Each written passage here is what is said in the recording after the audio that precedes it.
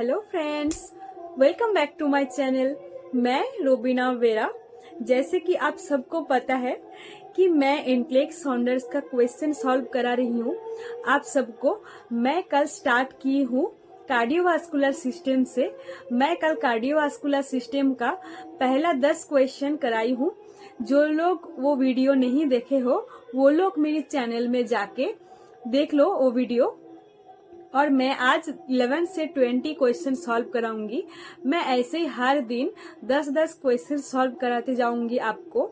और जो लोग मेरी चैनल को अभी तक सब्सक्राइब नहीं किए हो वो लोग मेरे चैनल को जल्दी से सब्सक्राइब कर लो, क्योंकि मैं हर दिन वीडियो लाऊंगी तो वो नोटिफिकेशन आपको सबसे पहले मिल जाएगा। और देरी ना करके चलो वीडियो स्टार्ट करते हैं। तो फ्रेंड्स, आपका पहला क्वेश्चन आज का, जो कि इनटेलेक्ट साउंडर्स बुक में 756 नंबर पेज में आपको मिल जाएगा। कार्डियोवास्कुलर सिस्टम का 11th नंबर क्वेश्चन है, the client has developed atrial fibrillation with a ventricular rate of 150 beats per minute. Which associated findings would the nurse anticipated in the assessment? Select all that apply. Select all that apply मतलब यहाँ पे question एक नहीं है, बहुत सारा है। मतलब 2 भी हो सकता है, 3 भी हो सकता है। तो देखो फ्रेंड्स, आप लोग मार्क करना सीखो। जैसे कि मैं आप लोग को पहले ही बोली थी, आप लोग क्वेश्चन का जो मेन पॉइंट है उसको पहले ढूंढने का कोशिश करो। तो क्या लिखा है, with a ventricular rate of 150 beats per minute. Okay, और पेशेंट का क्या हो रहा है, आर्ट्रियल फिब्रिलेशन। तो दोस्त आप लोग समझो, अगर आर्ट्रियल फिब्रिलेशन हो रहा है पेशेंट का, तो इसका मतलब हार्ट आर्ट्रिया अच्छे से पंप नहीं कर पा रहा है, वो फिब्रिलेट हो रहा है। मतलब इतना तेज़ी से चल रहा है वो आर्ट्रिया हम लोग का, जो कि अच्छे से ब्लड पंप नहीं हो रहा है। तो इससे क्या हो रहा है, इससे हम लोग का हार्ट से जो आउटपुट निकलता है तो आउटपुट कम हो रहा है, हार्ट का आउटपुट कम हो रहा है। और वेंट्रिकुलर रेट देखो 150 बीट्स पर मिनट।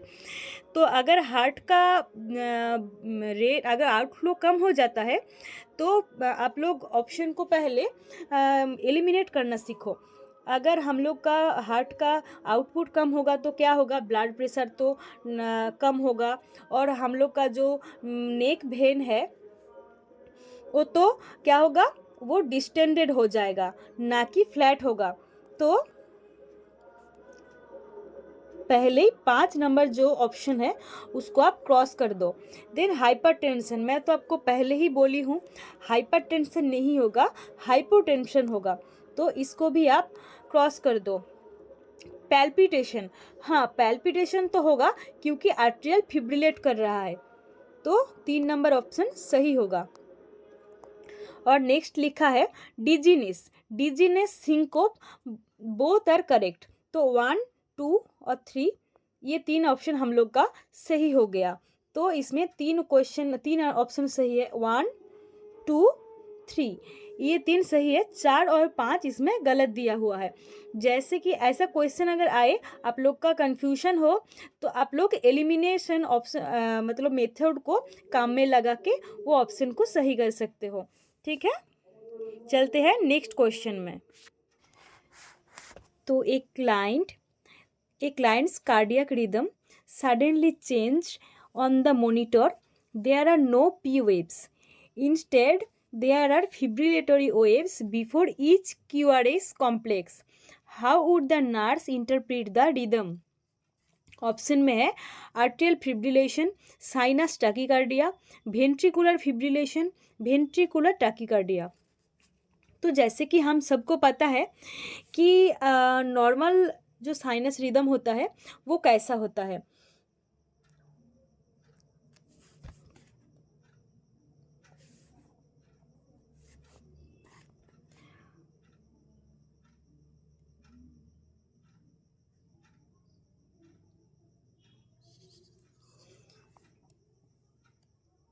ये होता है नॉर्मल साइनस रिदम।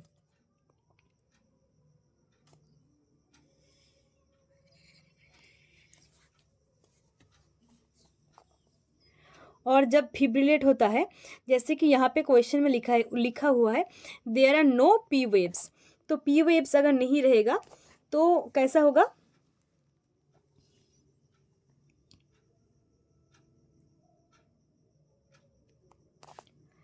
जैसे कि ये पी है, ये क्यू आर एस और यहाँ टी है, तो अगर पी वेव नहीं है तो यहाँ पे कोई पी वेव नहीं है। फ्रेंड्स, मैं हाथ से ये ड्राइंग कर रही हूँ। अगर दिखने में मुझे पता है कि थोड़ा अजीब सा लगता होगा आपको, बट मेरा कुछ करने का है ही नहीं, आप लोग थोड़ा एडजस्ट करो। जैसे कि ये पी वेव्स है यहाँ, जो कि नहीं है, ये तो क्यू आर एस कॉम्प्लेक्स है और यहाँ टी वेव है, तो पी वेव नहीं है। तो जहाँ भी पी वेव नहीं है ऐसा क्वेश्चन लिखा होगा तो आप सोच लेना कि मतलब पी वेव के किसको डिनोट करते हैं? आर्ट्रियम को। तो आर्ट्रियल फिब्रिलेशन हो रहा है। अगर आर्ट्रियल फिब्रिलेशन होगा तो पी वेव नहीं होगा, तो इसका आंसर होगा atrial fibrillation. Atrial fibrillation. Sinus tachycardia में क्या होगा? साइनस टैकीकार्डिया में P, Q R S complex and T wave तीनों ही होगा, बट ये टैकीकार्डिया में हार्ट रेट ज़्यादा होगा, लेकिन तीनों जो कॉम्प्लेक्स है और वेव है वो सब कुछ रहेगा। और वेंट्रिकुलर फिब्रिलेशन में और वेंट्रिकुलर टैकीकार्डिया में दोनों में ही पी वेव नहीं होगा, but Q R S complex का क्या होगा? उसका जो लेंथ है 0.12 से ज़्यादा होगा। ठीक है, तो फ्रेंड्स चलते हैं नेक्स्ट क्वेश्चन में। Okay, assisting to defibrillate a client in ventricular fibrillation, which intervention is priority after placing the pads on client's chest and before discharging the device? तो क्वेश्चन में क्या दिया हुआ है फ्रेंड्स? पेशेंट क्या है? वेंट्रिकुलर फिब्रिलेशन में है। जैसे कि आप सबको पता है कि पेशेंट अगर वेंट्रिकुलर फिब्रिलेशन में रहता है तो पेशेंट को हम लोग डिफिब्रिलेट करते हैं। तो डिफिब्रिलेट करने से पहले हम लोग पेशेंट का क्या चेक करेंगे, वही क्वेश्चन में पूछा है। तो ऑप्शन में क्या है? Ensure that client has been intubated. तो डिफिब्रिलेट करने से पहले पेशेंट का इंट्यूबेशन, पेशेंट इंट्यूबेट है या नहीं, ये चेक करने का ज़रूरत नहीं है, क्योंकि बिना इंट्यूबेट किए भी पेशेंट को हम लोग डिफिब्रिलेट कर सकते हैं। तो ये तो गलत ऑप्शन हो गया, सॉरी, ये तो गलत हो गया। Set the defibrillator to the synchronise mode. तो डिफिब्रिलेट करने से पहले डिफिब का जो मशीन है उसको सिंक्रोनाइज सेट में रखने के लिए बोला है, बट ऐसा कोई ज़रूरत नहीं है कि डिफिब्रिलेटर को हम लोग सिंक्रोनाइज मोड में सेट करें, ये कोई ज़रूरत नहीं, ये भी गलत ऑप्शन दिया हुआ है। Administer amiodarone bolus. तो पेशेंट का वेंट्रिकुलर फिब्रिलेशन हो रहा है, तो ये एक लाइफ थ्रेटनिंग कंडीशन है, तो हम लोग को इमीडिएट डिफिब्रिलेट करना होगा पेशेंट को। हम लोग कोई भी ड्रग्स के लिए वेट नहीं करेंगे, इंक्लूडिंग एमियोडोरन। तो एमियोडोरन कोई भी मेडिसिन के लिए हम लोग पेशेंट को वेट नहीं कराएंगे, तो ये भी गलत हो गया। तो confirm the cardiac rhythm, yes this is right option, because हम लोग जितना देर डिफिब्रिलेट हम लोग के हाथ के सामने नहीं आ रहा है उतना देर तक हम लोग पेशेंट को सीपीआर देते रहेंगे। तो इसीलिए हम लोग का पैड प्लेसिंग के बाद जब हम लोग शॉक डिलीवर करेंगे, शॉक डिलीवर करने से पहले हम लोग वंस चेक कर लेंगे कि पेशेंट का हार्ट रिदम, कार्डियक रिदम कैसा है। तो ऑप्शन 4 जो कि सही होगा। ठीक है, तो फ्रेंड्स चलते हैं नेक्स्ट क्वेश्चन में। नेक्स्ट क्वेश्चन देखो, the client in ventricular fibrillation. देखो फिर से वेंट्रिकुलर फिब्रिलेशन का क्वेश्चन आ गया। तो वेंट्रिकुलर फिब्रिलेशन बहुत इम्पॉर्टेंट एक टॉपिक है, जो लोग नहीं पढ़े हो वेंट्रिकुलर फिब्रिलेशन का ईसीजी रीडिंग कैसा होता है वो अच्छे से देखना, वेंट्रिकुलर फिब्रिलेशन का कॉम्प्लिकेशन क्या क्या होता है वो सब अच्छे से पढ़ लेना, ठीक है, क्योंकि ये इम्पॉर्टेंट टॉपिक है। इज़ अबाउट टू बी डिफिब्रिलेटेड, मतलब पेशेंट का वेंट्रिकुलर फिब्रिलेशन हो रहा है, पेशेंट को अभी डिफिब्रिलेट करेगा। Which energy level would the nurse set on the monophasic defibrillator machine for the fast delivery? Okay, patient का वेंट्रिकुलर फिब्रिलेशन हो रहा है और पेशेंट को डिफिब्रिलेट करने जाएंगे हम लोग। तो मोनोफेजिक, देखो मोनोफेजिक डिफिब्रिलेटर में हम लोग कितना जूल यूज़ करते हैं, हम सबको पता है ये 360 होगा, इसमें समझाने का कोई है ही नहीं, ये वन लाइनर क्वेश्चन है। और जैसे कि बाई फेजिक जो होता है, बाई फेजिक डिफिब्रिलेटर में हम लोग 120 जूल से 200 जूल यूज़ करते हैं और मोनोफेजिक में 360 जूल। ये बहुत बार क्वेश्चन पूछा गया है, ये क्वेश्चन को आप याद रखना अच्छे से, ठीक है। तो चलते हैं नेक्स्ट क्वेश्चन में। हाँ, नेक्स्ट क्वेश्चन क्या है? The nurse is evaluating a client's response to cardioversion, which assessment would be priority? Okay, priority का क्वेश्चन है और पेशेंट को क्या किया जाएगा? कार्डियोवर्शन होगा पेशेंट का। पूछा है प्रायोरिटी जो हम लोग का असेसमेंट है वो क्या होगा। जैसे कि कल वाला जो क्लास ली थी मैं, उसमें मैं आप लोग को बताई थी एक ट्रिक, जो कि जहाँ भी प्रायोरिटी का क्वेश्चन आएगा वहाँ पे हम लोग कौन सा फॉर्मूला काम में लगाएंगे? A B C. ए में क्या आता है? Airway, breathing, circulation.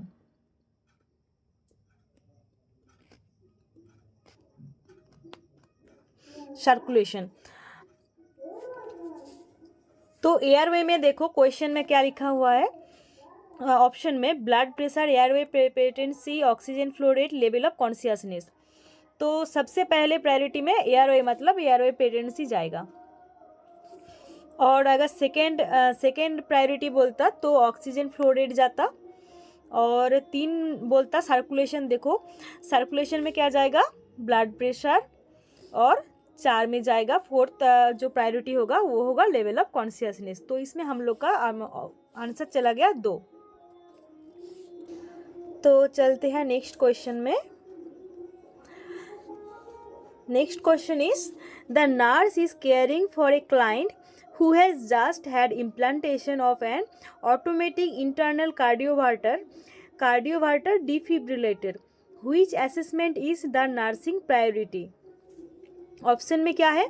Anxiety level of the client and family, activation status and setting of the device, presence of medic alert card for the client to carry, knowledge of restriction on post discharge physical activity. तो question में पूछा है patient को जो internal cardioverter defibrillator implant होगा तो उससे पहले हम लोग कौन सा असेसमेंट, हम लोग का नर्सिंग का जो असेसमेंट है वो कौन सा प्रायोरिटी में जाएगा। तो प्रायोरिटी में जाएगा पूछा है, मतलब आपको यहाँ जो मास्लो हायरार्की जो नीड थ्योरी है ना, मास्लो हायरार्की थ्योरी, तो उसको हम लोग को फॉलो करना होगा। जैसे कि देखो हम लोग का जो पहला ऑप्शन है उसमें क्या लिखा है? Anxiety level of client and family. Anxiety level तो हम लोग चेक करेंगे बट ये बाद में करेंगे, अभी नहीं, वो प्रायोरिटी में नहीं जाएगा। तो 1 नंबर ऑप्शन नहीं जाएगा। और 2 नंबर में क्या लिखा हुआ है? Activation status and setting of the device. तो एक्टिवेशन स्टेटस एंड सेटिंग तो हम लोग चेक करेंगे बट नीचे सारे ऑप्शन एक बार और फिर से पढ़ लेते हैं, फिर हम लोग देखेंगे कि कौन सा ऑप्शन सही होगा।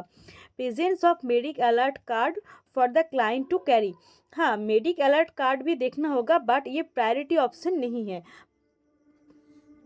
Knowledge of restriction on post discharge physical activity, यहाँ पे तो लिखा ही है कि पोस्ट डिस्चार्ज फिजिकल एक्टिविटी, तो ये प्रायोरिटी में जाएगा ही नहीं।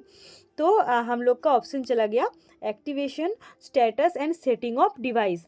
तो हम लोग जब भी पेशेंट को डिफिब्रिलेट करेंगे, डिफिब करते हैं, तो उससे पहले हम लोग पेशेंट का जो स्टेटस है वो भी चेक करते हैं, और डिफिब में हम लोग क्या सेटिंग सेट किए हैं तो वो भी चेक करते हैं, क्योंकि डिफिब में शॉक देने से पहले हम लोग डिफिब में जो पेशेंट का हार्ट रेट है और पेशेंट को कितना शॉक डिलीवर होगा, ये सब सेटिंग करके पहले से रखते हैं। तो इसीलिए यही हम लोग का प्रायोरिटी ऑप्शन होगा, जो कि 2 नंबर ऑप्शन में लिखा हुआ है। ठीक है, तो next question, A clients electrocardiogram strip shows arterial and ventricular rate of 110 beats per minute. The PR interval is 0.14 second and QRS complex measure is 0.08 second. And the PP and RR interval are regular. How the nurse interpret this rhythm? तो देखो friends, हम लोग को इसमें elimination method काम में लगाना होगा। पहले ही देख लो आप लोग, यहाँ पे वेंट्रिकुलर रेट कितना लिखा है 110, तो साइनस ब्रैडिकार्डिया तो पहले ही निकल दो, क्योंकि ब्रैडिकार्डिया किसको बोलेंगे, हार्ट रेट लेस देन 60, और यहाँ पे तो हार्ट रेट 110 है जो कि टैकीकार्डिया है। और साइनस डिसएरिथमिया किसको बोलेंगे, जहाँ P wave, QRS complex and T wave में कुछ भी कुछ भी एक नहीं रहेगा या डिफरेंट होगा नॉर्मल से, उसको हम लोग डिसएरिथमिया बोलेंगे। बट यहाँ देखो, जो पी आर इंटरवल है वो भी नॉर्मल है, क्यूआरएस कॉम्प्लेक्स है वो भी नॉर्मल है, तो डिसएरिथमिया नहीं है, क्योंकि पी इंटरवल और आर इंटरवल भी रेगुलर है, तो डिसएरिथमिया भी कट कर दो। नॉर्मल साइनस रिदम भी नहीं होगा, क्योंकि नॉर्मल साइनस रिदम में हार्ट रेट कितना होता है 60 to 100, बट यहाँ तो 110 दिया हुआ है, तो ऑप्शन होगा साइनस टैकीकार्डिया। 1 नंबर ऑप्शन सही है। तो चलते हैं नेक्स्ट क्वेश्चन में, जो कि 18 नंबर क्वेश्चन है। The nurse is associated assessing the neurovascular status of a client who returned to the surgical nursing unit 4 hours ago after undergoing aortoiliac bypass graft. The affected leg is warm and the nurse notes redness and edema. The pedal pulse is palpable. How would the nurse interpret the client's neurovascular status? तो option में क्या दिया हुआ है हम लोग बाद में देखते हैं, बट हम लोग क्वेश्चन को अच्छे से समझ लेते हैं। एक पेशेंट का एओर्टोइलियक बाईपास ग्राफ्ट हुआ है, तो पेशेंट सर्जिकल यूनिट से 4 घंटा पहले आ चुका है। तो हम सबको पता है, जब बाईपास ग्राफ्टिंग होता है एओर्टोइलियक, तो हम लोग का जो अफेक्टेड लेग है उसमें ब्लड फ्लो ज़्यादा हो जाता है। ब्लड फ्लो अगर उसमें इंक्रीज हो गया तो क्या होगा, वो लेग वार्म हो जाएगा, गर्म हो जाएगा, और ये तो एक एक्सपेक्टेड है, जो फाइंडिंग है वो एक्सपेक्टेड है। तो यहाँ पे ऑप्शन ए में क्या लिखा हुआ है, the neurovascular status is expected because of increasing blood flow through the leg. तो ये तो सही है, मैं आपको पहले ही समझा चुकी हूँ। और the neurovascular status is moderately impaired and the surgeon need to be called. No, it is a normal finding, no need to call the surgeon. The neurovascular status is slightly deteriorating and need to be monitored for another hour. No, again this is a normal finding, no need to be monitored for another hour. Okay, the neurovascular status shows adequate arterial flow, but venous complications are arise. No, this is also wrong, because this is a normal finding. So next question. Next question है,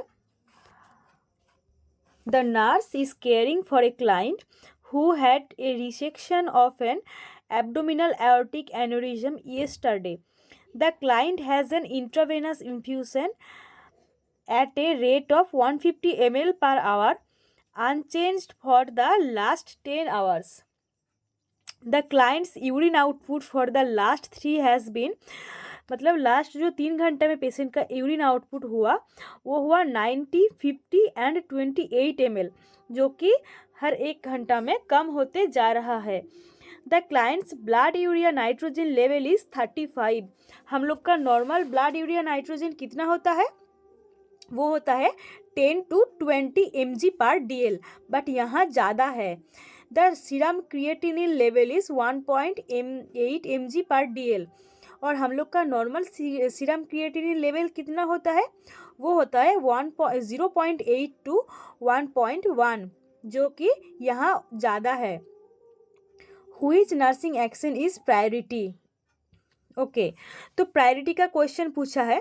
जैसे कि आप देख सकते हो कि यहाँ urea भी ज़्यादा है और क्रिएटिनिन भी ज़्यादा है। जहाँ क्रिएटिनिन ज़्यादा दिया हुआ है तो वहाँ आप सोच लेना कहीं किडनी का कोई फेलियर हुआ होगा। जैसे कि यहाँ क्वेश्चन में दिया हुआ है एब्डोमिनल एओर्टिक एन्यूरिज्म हुआ है पेशेंट का, वो रिसेक्शन हुआ है।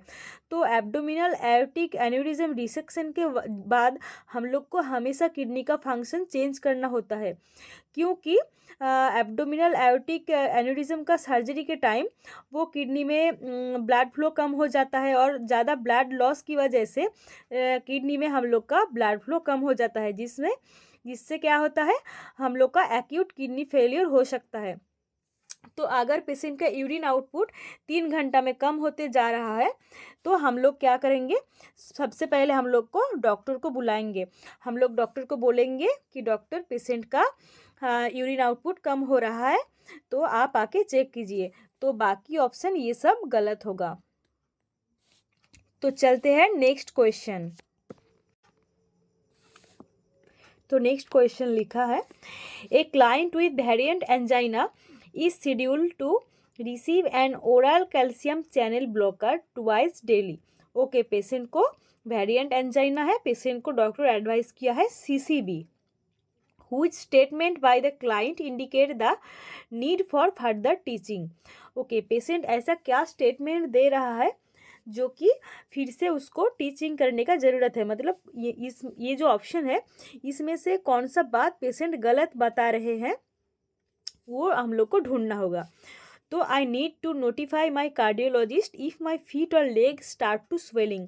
हाँ, ये तो ठीक बोला है, क्योंकि जब हम लोग पेशेंट को जब वेरिएंट एंजाइना है और पेशेंट CCB में है, तो अगर पेशेंट का फीट और लेग स्वेलिंग हो रहा है, इसका मतलब कि तो पेशेंट का हार्ट फेलियर में जा रहा है पेशेंट।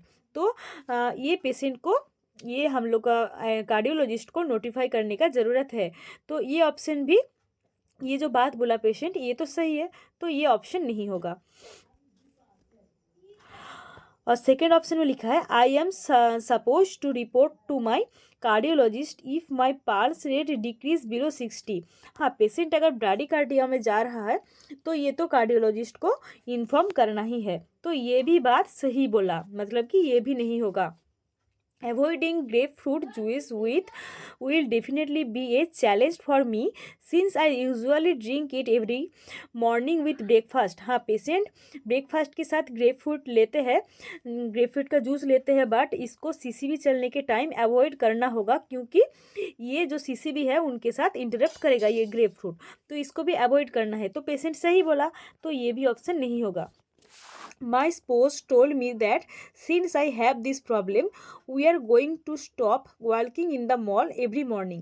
देखो, जैसे कि हम सबको पता है कि पेशेंट का अगर कार्डियक कोई प्रॉब्लम होता है, हम लोग छोटा छोटा एक्सरसाइज कर सकते हैं। मतलब पेशेंट को हम लोग एडवाइस करते हैं डॉक्टर कि हम छोटा छोटा एक्सरसाइज करने के लिए, और वॉकिंग तो अलाउ है। तो पेशेंट जैसे बोल रहा है कि गोइंग टू स्टॉप वॉकिंग, तो ये गलत बताया पेशेंट, क्योंकि वॉकिंग तो करना है।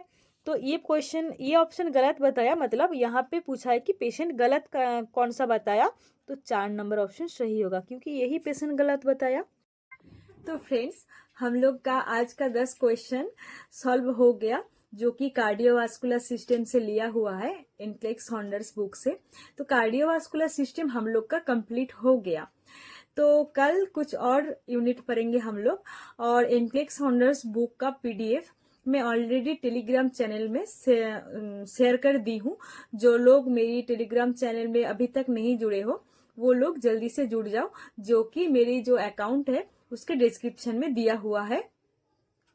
और आपको कहीं अगर डाउट है कोई क्वेश्चन में या कोई भी थ्योरी में, तो आप मुझे नीचे कमेंट कर सकते हो, मैं आपको हेल्प करने का कोशिश करूंगी। तो आज के लिए वीडियो इतना ही। मिलते हैं नेक्स्ट वीडियो में।